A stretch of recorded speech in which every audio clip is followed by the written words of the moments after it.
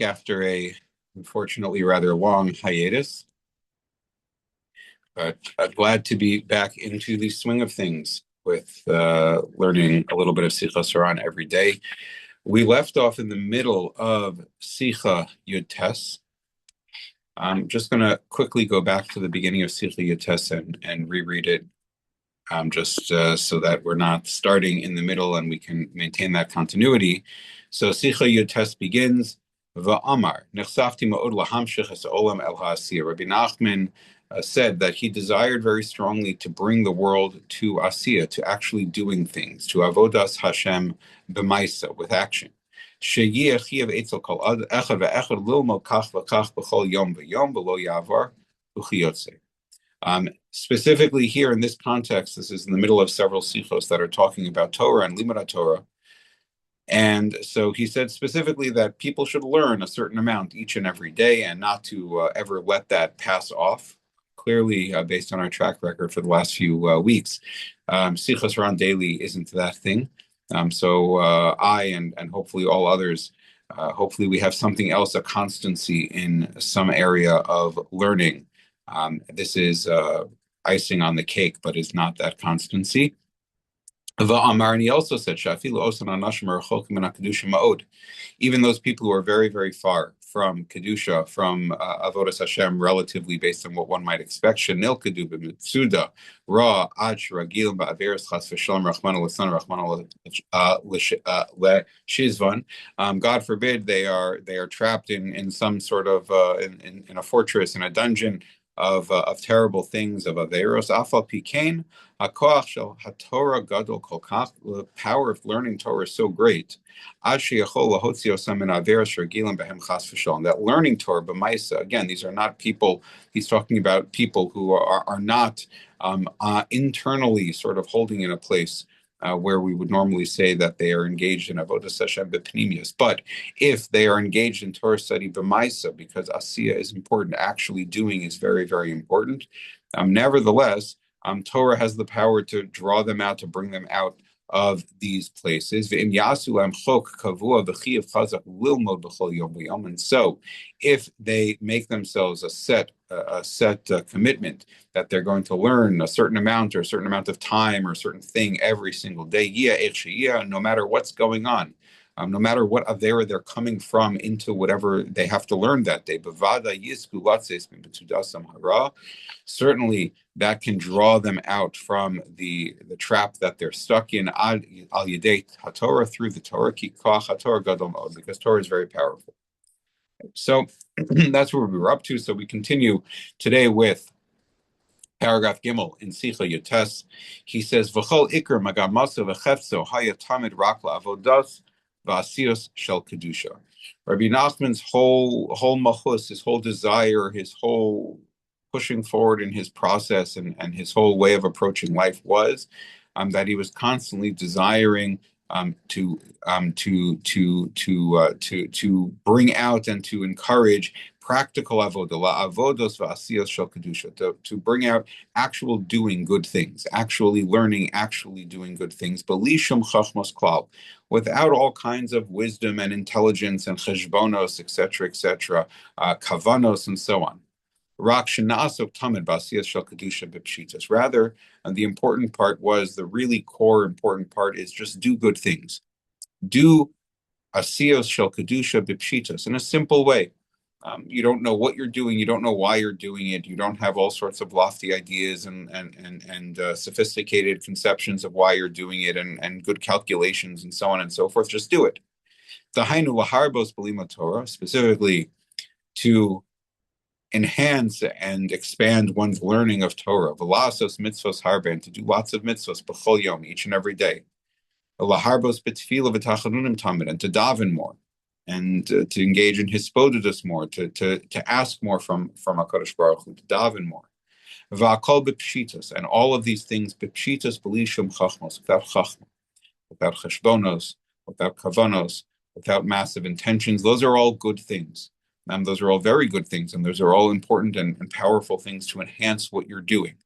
But as we said early on, the first step in Avodas Hashem and relative to wherever one is today, the first step into a deeper and more expansive and more intense Avodas Hashem is always going to be Yiras Hashem, is always going to be a step forward b'maisa, not I am motivated and I understand I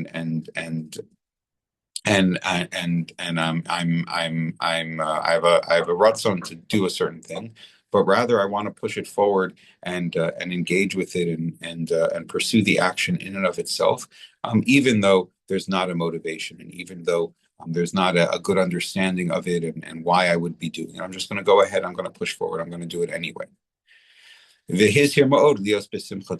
further beyond that, he also encouraged that people should be besimcha tamid. They should always find simcha in wherever they are and whatever they're doing. And he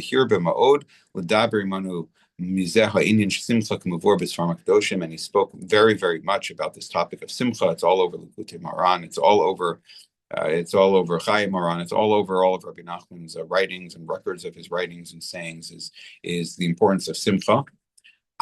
But even more than this, even more than simcha, yoser mizeh, even more than he spoke about simcha. And again, this is we've spoken about this a couple of times in the past because there's a misimpression that can be taken from the general derech of Breslov and perhaps the way the general derech of Breslov, as it's expressed by some people at least, is that you can think that this simcha, this internal state, is the most important thing that he cared about, and that the most important thing about this derech in Pnimius and Chasidus. But Yoser Mizeh, he spoke more than simcha. Har belidaber imanu peh v'his here ma'od b'kama azharos kama v'kama pa'amim lios achsamach tamid. He spoke about this constantly, just to be happy, but this is tagged on to a conversation about Asiya, about Maisa, about more than anything else, no matter how much he spoke about being the Simcha Tamid and that internal state of Simcha, do.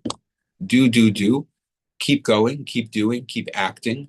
Engage in Avodas Hashem b'pshitos. Now, pshitos is associated with simcha because when you have cheshbonos and you're struggling to develop sort of a kavana, you're struggling to develop an understanding in something, you can get frustrated, you can find yourself doing things without the kinds of understandings and kavanos that you might want to have. And that itself can produce a lack of simcha in the thing that you're doing. When you do just the pshitas, the way I'm doing it is perfectly fine, and the way I understand it, as I understand it, is good. And wherever I am right now, I'm just going to do the thing. It's time for Shachris. I'm going to daven Shachris, whether I want to daven Shachris or don't want to daven Shachris, or understand the words that I'm saying or don't understand the words that I'm saying, or have good things to ask about and think about and reflect on during this tefillah, or don't have good things to ask about and reflect on during this tefillah. I'm just going to go ahead and do it anyway. There's a sense that exactly where I am is exactly where I'm supposed to be. And there's a sense that I'm whole in and of where I am right now. And that in and of itself can be a locus for simcha. I just want to take 1 minute to just go back to this idea of pshitas a little bit. This idea of tmimus and avodas Hashem, of pshitas and avodas Hashem, that the avoda is important, and the avoda specifically to be done by pshitas is very important. Again, we tend to sort of mix ideas a little bit all over the place here, or sources really, I guess, and don't constrict ourselves strictly to Rabbi Nachman and to Breslov sources, because everything is really very connected. But one of the values of avoda b'pshitas, and this is also, by the way, one of the values of tefillah over limud haTorah as well, although each one has advantages and disadvantages over the other, and these are the two core avodas that one is constantly sort of trying to synthesize and jump back and forth between, turning Torah into tefillah and tefillah into Torah. But these are two modes of avodas Hashem. But one of the values of avoda b'pshitas is that it's an avoda that is done specifically within a context that requires a lot of bittul. Avoda b'pshitas means that I don't know why, and I don't know how, and I don't know exactly what's going on, or how or why I'm doing it, and I'm not connecting it with all sorts of other things. B'li shum chachmas klal, as Rabbi Nachman says over here, doing it without chachma. Chachma is an engagement of my trying to understand something through the mechanisms of my own understanding, trying to develop my own kavanas, trying to develop my own approach and derech in this thing. And that's all very well and good, and that is important. And at the same time, the Kamarna Rebbe writes often about this idea that that avoda of chachma, that avoda of sort of developing a path and an understanding in something, and this he says specifically about lima Torah, and he says it's a mile of tefillah, because tefillah in and of itself requires more bittul. Lima Torah requires more gaiva. It requires more yeshus. It requires more of a sense of self, and I'm going to inject myself and my understanding into the thing that I'm doing. But avoda b'pshitos abstracts away from my own self in the thing that I'm doing, from my own gaiva in the thing that I'm doing. And so perhaps also here, this is a way that pshitos connects as well with simcha, because gaiva is really a source of misfortune. And gaiva is a sort of the sense of ego and the sense of self aggrandizement can become easily a source for pain and a source for lack of simcha, specifically because sort of missing expectations and falling below expectations. And I'm supposed to be up here, but I'm actually experiencing something that's down here. And I'm comparing myself to others, and I'm worried about how I'll be viewed, and I'm worried about living up to those expectations. All of those come from ego, and all of those that ego also triggers a sense of distance from HaKadosh Baruch Hu, because there's a yesh rather than me being part of the ayin. So to engage in avodas Hashem b'pshitos with a lack of ego, with a lack of yeshus, with a lack of chachma, not that those things are also good, but they have a downside to them. And doing without those things is a valuable path, hopefully, into avoda b'simcha as well. Meretz Hashem will continue tomorrow with Sicha Chaf, and we'll get back on track and consistent.